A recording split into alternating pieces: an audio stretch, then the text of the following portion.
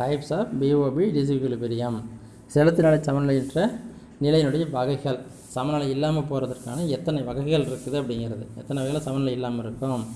There are 3 main types of BOB disequilibrium which are discussed below. 3 விதமானது இருக்குது, அதை நம்ம பார்க்கலாம். சைக்கிளிக்கல் டிஸ்இக்விலிபிரியம். சைக்கிளிக்கல்னு சொல்லும் போதே வாணிப சுழலுங்கிறது ஞாபகத்துக்கு வரணும் இல்லையா, அது ஒன்று. அதனால் சமநிலையற்ற நிலை ஒரு வகை. செக்குலர் மீன்ஸ் லாங் டேர்ம், நீண்ட காலம் அல்லது செக்குலர் டைம்னு சொல்லக்கூடிய டிஸ்இக்விலிபிரியம். இன்னொன்று ஸ்ட்ரக்சரல் டிஸ்இக்விலிபிரியம், அமைப்பு ரீதியான செலுத்துநிலை சமமின்மை. இந்த 3 வகையானது இருக்குது. இதில் first cyclical disequilibrium. Cyclical disequilibrium occurs because of 2 reasons. 2 காரணங்களால் இந்த சமநிலையின்மை ஏற்படுகிறது. First, 2 countries may be passing through different phases of business cycle. 2 நாடுகளிடையே அப்படின்னு வரும்போது வாணிப சுழலில் பல்வேறு விதமான கட்டங்கள் இருக்கலாம். ஒரு நாடு பூமிங்கிற கட்டத்தில், அதாவது பூரிப்பான நிலையில் இருக்கலாம், இன்னொரு டிப்ரெஷனில் இருக்கலாம், இன்னொரு ரெசிஷனில் இருக்கலாம், இன்னொன்று ரெக்கவரியில் இருக்கலாம். 4 கட்டங்கள் பார்த்தோம் இல்லையா. என்னென்ன அது? பூம், அதாவது டிப்ரெஷன், ரெசிஷன், அதாவது பூம், ரெசிஷன் அதாவது செழுமை, பின்னிறக்கம், டிப்ரெஷன் மந்த நிலை, அப்புறம் ரெக்கவரி மீட்சி நிலை. இந்த 4 கட்டத்தில் ஒரு நாடுங்கிறது எப்படியும் இருக்கலாம். ஸோ 2 நாடுகளில் வாணிபம் நடக்கும்போது இந்த மாற்றங்கள் ஏற்படும்போது நிச்சயமாக பாதிப்பு ஏற்படும் இல்லையா. ஸோ செகண்ட்லி இன்னொன்று, the classification the elastics of demand may differ between countries. இந்த நெகிழ்வானது, தேவையில் ஏற்படும் நெகிழ்வானது மாறுதல் உட்பட்டதாக இருக்கலாம். 2 நாடுகளிடையே வாணிப நிலையிலையும் வாணிப சுழல்லையும் மாற்றங்கள் இருக்கலாம்.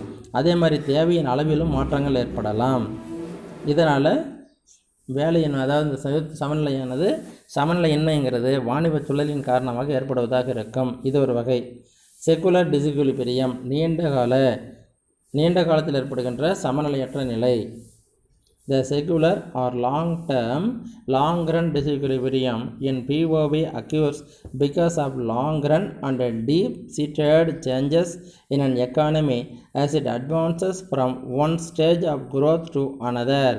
அதாவது பின்தங்கிய நாடுகளில் இருக்கு இல்லையா, இந்த நீண்ட காலத்தில் பின்தங்கிய நாடுகளில் என்ன நடக்குதுன்னு சொன்னால், டீப் சீட்டட் நீண்ட காலத்தில் தீவிரமானதொரு மாற்றம் ஏற்படும் பொருளாதாரத்தில்.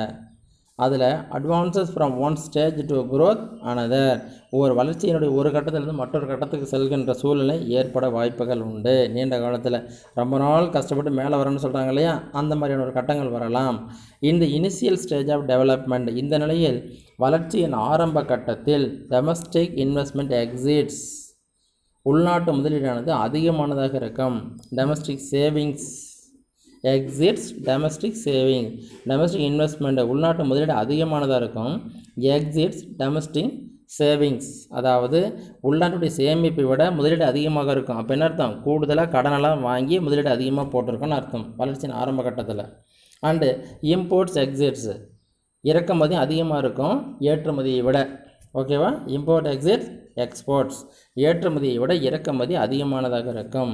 As it happens in India since 1951, 1951 இந்தியாவிலிருந்து 1951 இந்தியா இந்த நிலைமையில் இருக்குது.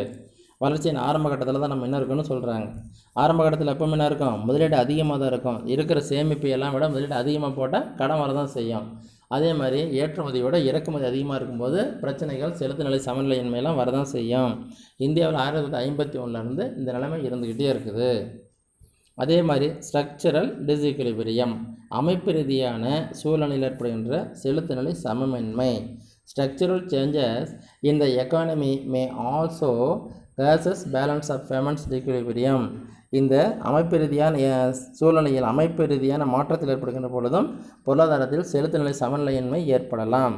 Such structural changes include development of alternative sources of supply. அதாவது அமைப்பு ரீதியான மாற்றத்தை கொண்டு வருகின்ற பொழுது என்ன பண்ணுமா?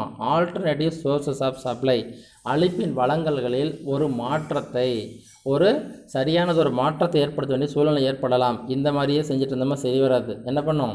பழைய ட்ரெடிஷ்னலான எஜுகேஷனுங்கிறத விட மாடர்ன் டெக்னிக்ஸ் வரணும். எல்லாம் ஐடி இதெல்லாம் வராங்க இல்லையா, இது மாதிரி முக்கியமான மாடர்ன் எஜுகேஷன்லாம் கொண்டு வரணும், நவீன கல்வியெல்லாம் கொண்டு வரணும். அப்போ என்ன பண்ணணும்? பழைய முறையவே விட்டுட்டு புது டெக்னாலஜியெல்லாம் கொண்டு வந்து சேர்த்தணும்.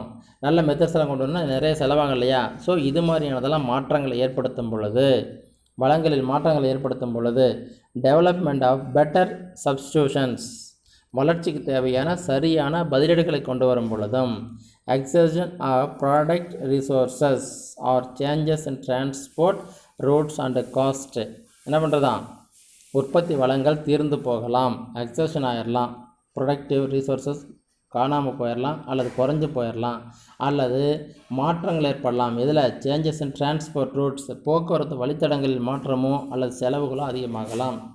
வளர்ச்சின்னு வரும்போது மாற்றங்கள் வரும்போது ஸ்ட்ரக்சரல் ரீதியாக மாறணும்னா நல்ல கல்வி வசதி கொண்டு வரணும், டெக்னாலஜியெல்லாம் கொண்டு வரணும், தொழில்நுட்பத்தில் மாற்றத்தை ஏற்படுத்தணும். அப்படிங்கும்போது உற்பத்தி வளங்கள் நமக்கு குறைஞ்சி போகவும் வாய்ப்புகள் உண்டு, போக்குவரத்து செலவு அதிகமாகலாம், போக்குவரத்து முறையவே மாற்ற வேண்டியதாக இருக்கலாம். ஸோ இந்த நிலையில் செலுத்து நிலை சமமின்மை ஏற்படலாம். ஸோ இந்த மாதிரியான 3 விதமான செலுத்து நிலை சமமின்மை வகைகள் இருக்குதுன்ட்டு இப்போ சொல்கிறாங்க. இதுக்கான என்ன காரணங்கள்? சரி, இந்த சமநிலையின்மை ஏற்படுறதுக்கு என்ன காரணங்கள்? Causes for BOP disequilibrium. என்ன காரணங்கள்? The following are the major causes producing disequilibrium in the balance of payments of a country.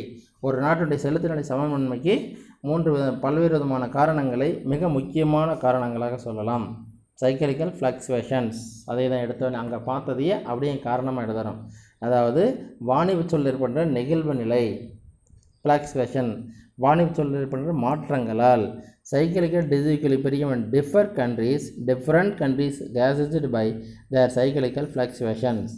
ஒரு நாட்டினுடைய வாணிப சொல் ஏற்படுற மாற்றங்களானது பிறிதொரு நாட்டில் இருக்க வேண்டும் என்ற அவசியமில்லை, வேறுபட்டதாகவும் இருக்கலாம். தேர் பேசஸ் அண்ட் மேக்னிடியூட், அங்கே இருக்கக்கூடிய நிலை இங்கே மாறியும் இருக்கலாம்.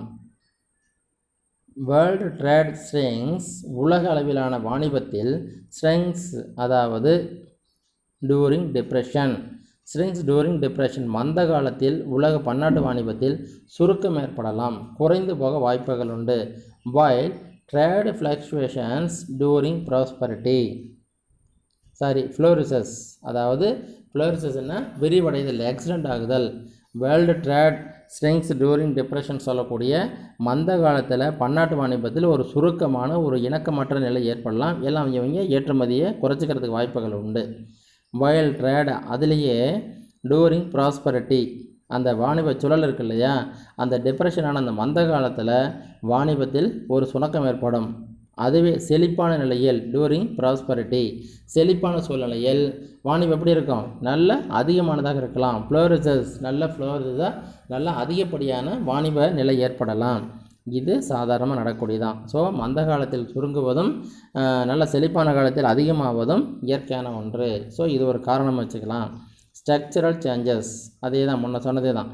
அமைப்பு ரீதியான மாற்றங்களால் நிச்சயமாக பொருளாதாரத்தில் செலுத்து நிலையில் மாற்றங்கள் வரும். ஏன்னு சொன்னால் ஸ்ட்ரக்சரல் மாற்றத்தை ஏற்படுத்தணும் அப்படிங்கிற முயற்சி தான்.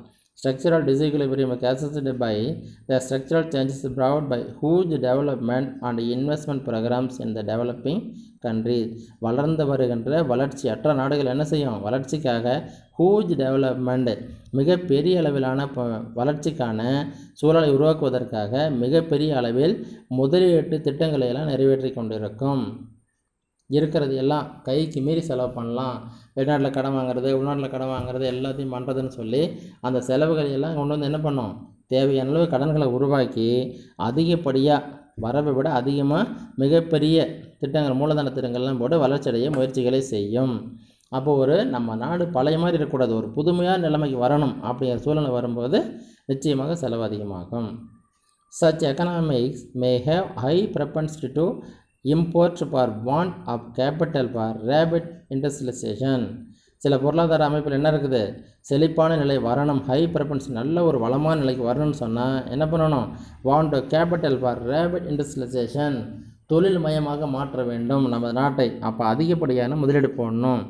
அதனால் என்ன பண்ணலாம்? வளர்ச்சி அடையலான்னு சொல்லுவாங்க. அப்போ நிச்சயமாக செலவுகள் அதிகமாகும். while அந்த நேரத்தில் export may not be boosted up to that extend. அந்த நேரத்தில் என்ன பண்ணுவாங்க? இருக்கிறதையெல்லாம் வளத்துக்காக அதிகமாக செலவு பண்ணும்போது ஏற்றுமதியை கணக்கில் வைத்துக்கொள்ள முடியாது. இறக்குமதி செஞ்சு தான் நாட்டுக்கு தேவையான வளங்களை, பொருள்களை அளிக்க முடியும். அப்போ ஏற்றுமதி குறைய வாய்ப்புகள் உண்டு. ஸோ அமைப்பு ரீதியான காரணத்தால், அமைப்பில் ஏற்படுகின்ற மாற்றத்தின் காரணமாக செலுத்து நிலையில் சமனற்ற நிலை ஏற்படலாம்.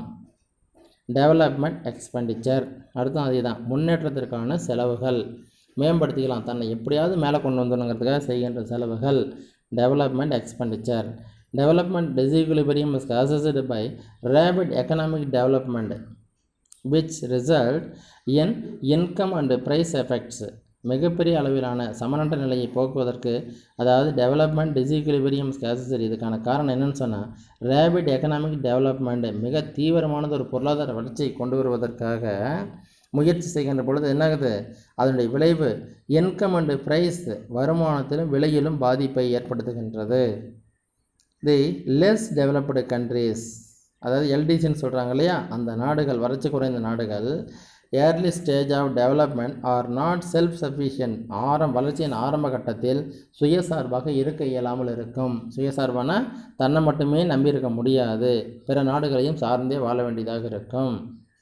Income, savings and investment are abysmally low, பொதுவாக வருமானம், சேமிப்பு, முதலீடு எல்லாமே குறைவாகத்தான் இருக்கும். The depend upon developed countries for import of commodities, capital and technology, வளர்ச்சி பெற்ற நாடுகளை எதிர்நோக்கி அவைகள் என்ன பண்ணிகிட்ருக்கோம், பொருள்களாகட்டும், மூலதனமாகட்டும், தொழில்நுட்பம் எல்லாத்தையுமே இறக்குமதி செய்ய வேண்டிய சூழ்நிலையில் வாழ்ந்துட்டுருப்பாங்க.